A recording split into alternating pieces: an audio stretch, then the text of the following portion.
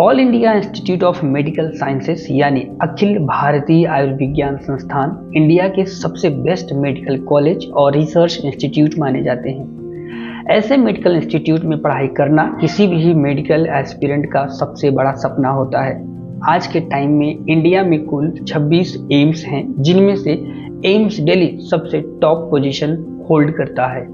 Medical field के अंदर इसकी NIRF रैंकिंग 2024 में एम्स दिल्ली का फर्स्ट पोजीशन है।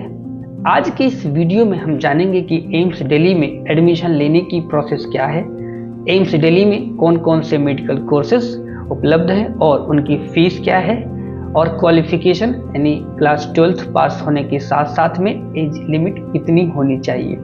तो सबसे पहले बात करते हैं एम्स दिल्ली में 12th के बाद किन किन कोर्सेज में एडमिशन मिल सकता है।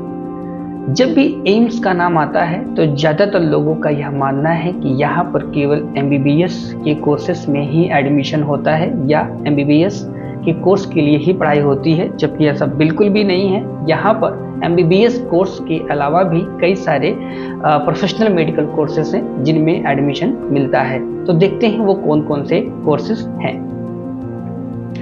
तो आप जानते हैं कि MBBS का कोर्स तो होता ही है, साथ में BSc नर्सिंग जिसमें कि पोस्ट सर्टिफिकेशन कर सकते हैं, BSc medical technology, BSc honours ophthalmic techniques and paramedical courses जैसे कई शानदार प्रोफेशनल कोर्सेज करवाए जाते हैं। और साथ में क्लास 12th की परसेंटेज, जिसमें जनरल और OBC के लिए 12th में 60% से ऊपर होना चाहिए, SC ST के लिए 50% से ऊपर, और वहीं पर अगर बात करें PWD के कैंडिडेट्स की तो यह लगभग 45% से उनका मार्क्स ऊपर होना चाहिए। अब बात करते हैं एज लिमिट की। एम्स दिल्ली के केस में एज लिमिट 17 साल कम से कम उम्र होनी चाहिए और वहीं पर मैक्सिमम एज आपकी 31 साल होनी चाहिए।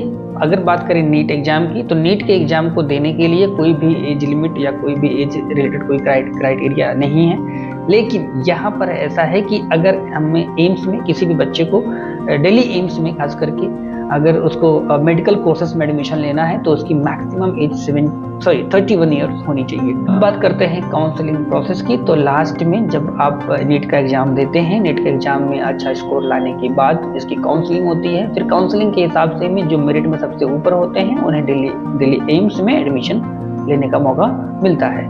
तो उस हिसाब से अगर देखें तो दिल्ली एम्स में जो एडमिशन लेने का पूरा प्रोसेस है वो ऑल इंडिया कोटा के तहत ही किया जाता है, मतलब होम स्टेट कोटा वहाँ पर नहीं होता है। यहाँ पर रिजर्वेशन पॉलिसी भी लगती है, यानी एडमिशन लेने के लिए जो भी भारत सरकार के नियम है, हमारे संविधान है कि जनरल OBC SC ST के कैटेगरी के स्टूडेंट्स में उनको रिजर्वेशन की जो छूट मिलती है वो इस इंस्टीट्यूट में भी लागू होती है।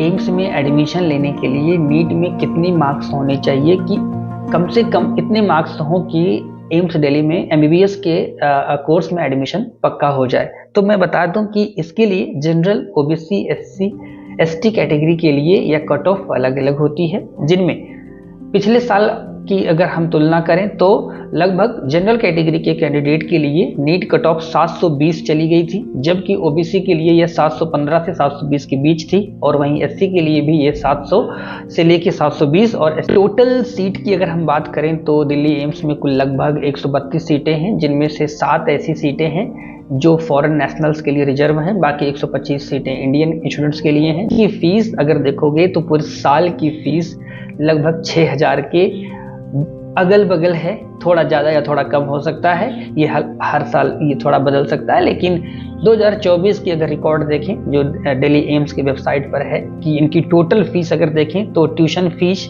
लेबोरेटरी फीस और student union fees, registration fees को सब मिला दें अगर तो लगभग 1628 रुपये हैं। वहीं पर रहने का यानी हॉस्टल रेंट है, एंड आपका इलेक्ट्रिसिटी चार्जेज हैं, मेस सिक्योरिटी है और होटल सिक्योरिटी है, इन सब को अगर मिला दें तो कुल 4228, यानी ट्यूशन फीस, लाइब्रेरी फीस और रहने का खर्चा यानी हॉस्टल का अगर सब कुछ मिला दें यहाँ पर तो लगभग ये 6000 से ऊपर नहीं हो रहा है।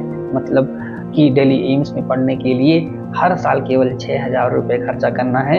इतनी कम फीस में मेडिकल में पढ़ाई पूरे भारत नहीं पूरे दुनिया में कहीं नहीं होती होगी।